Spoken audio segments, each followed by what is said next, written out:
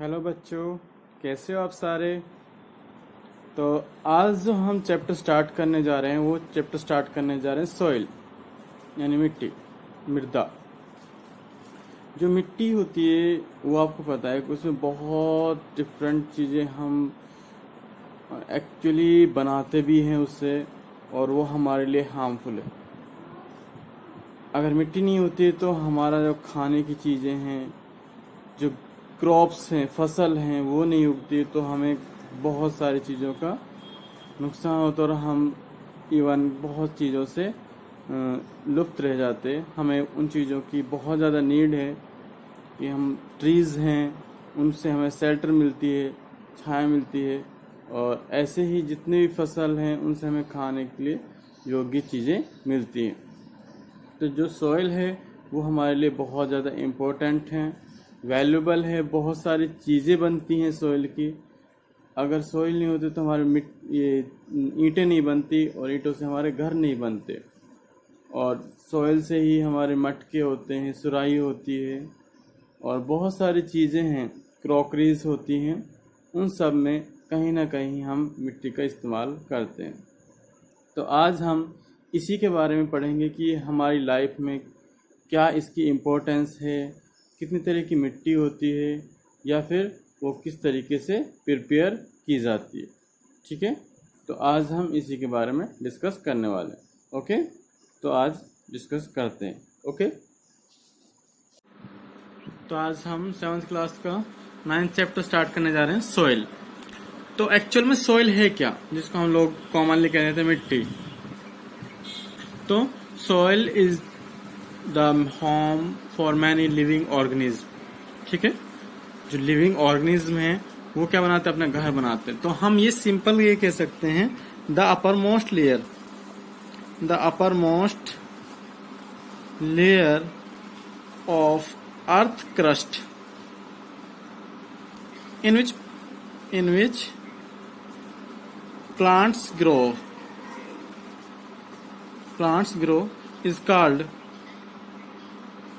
soil। उसको हम क्या बोलेंगे, सोइल कह बोलेंगे। क्लियर। या फिर हम और डिफाइन कर सकते हैं, soil is a dark brown solid material. Soil is dark brown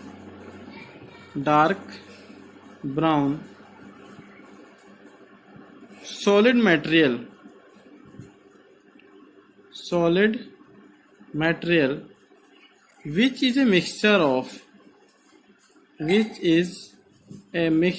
of rock particles of various size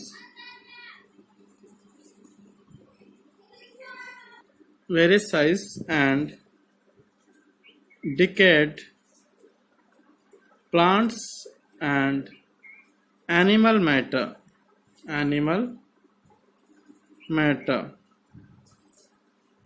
is called humus यानी मिट्टी।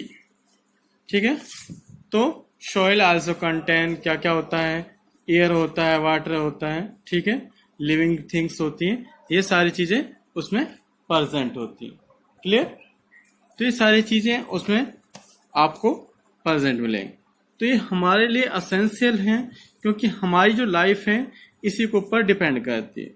ठीक है, तो existence of many organism, plants, अगर ये चीजें ना हो तो हमारी लाइफ क्या है, बिल्कुल खत्म हो जाए।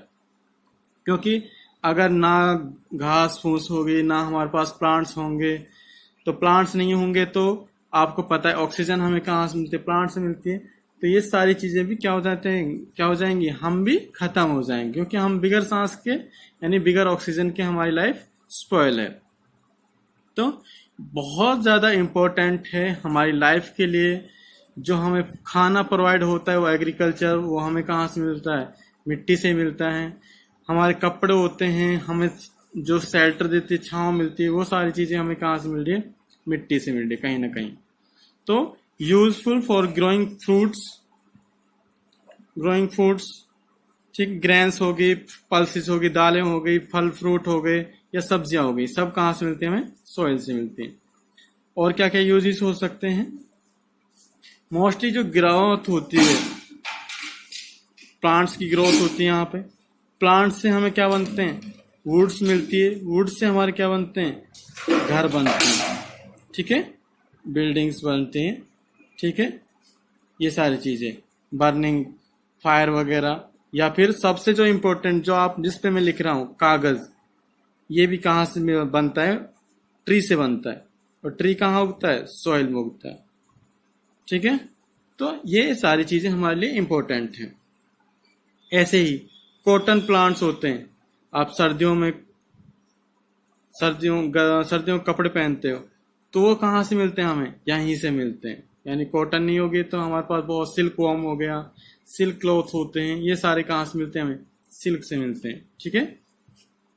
और ब्रिक्स, घर बनाने के लिए ईंटें होती हैं, ये भी किससे बनती हैं, आपकी सोइल से ही बनती हैं, ठीक है। और बिल्डिंग हाउसेस बनते हैं। ये सारे हमारे साथ जो हमारे पोट्रीज होती हैं, कप्स होते हैं, क्रॉकरीज होती हैं, टॉयज होते हैं, स्टेचूज होते हैं, सारे किससे बनते हैं, कहीं ना कहीं मिट्टी से बनते हैं। तो जो हमारे आसपास का जो इन्वायरमेंट है, तो हम सिंपल ये कह सकते हैं कि हमारी जो लाइफ है वो सॉइल के बगैर क्या होती है, अधूरी होती है। तो by process which huge rocks are broken down into small particles by the action of sun, heat, wind, rain, flowing water, river is called weathering। तो weathering को हम डिफाइन कैसे करेंगे, तो हमने लास्ट चैप्टर में ही पढ़ा। weathering क्या होता है कि the process by which rocks are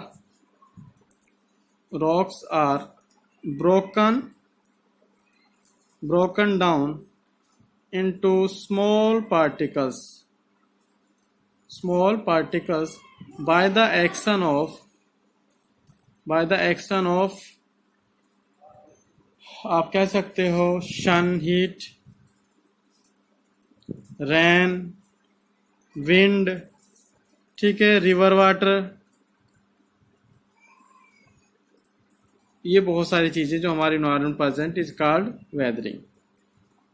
हम डेली कहते हैं वेदर कैसा, आज खराब मौसम हो रखा है, सही मौसम हो रखा है, ये सारी किससे होती हैं, वेदरिंग से ही होती है, ठीक है। तो हमारा जो इन्वायरमेंट है वो कहीं ना कहीं ये वेदर खराब होता है, उससे हमारे क्या होते हैं, रॉक्स होती हैं, बहुत सारे प्लांट्स होते हैं, वो सारी क्या होते हैं, ब्रोकन डाउन होते हैं और छोटे छोटे स्मॉल पीसेस में होते हैं। और जो हमारा ऑर्गेनिक मटेरियल है, या तो प्लांट्स का डेड मटेरियल या फिर एनिमल्स का डेड मटेरियल, वो सारा कहाँ हमारा डिकम्पोज होता है, यानी गलता सड़ता कहाँ पे हो, सारा सब कुछ मिट्टी में, सॉइल में। क्लियर। अब इसी के बारे में पढ़ते हैं कि सॉइल एक्चुअल में बनती कैसे है। क्लियर। तो वो हम नेक्स्ट वीडियो में पढ़ेंगे। आज के लिए बेटा इतना ही। Thank you guys, have a nice day.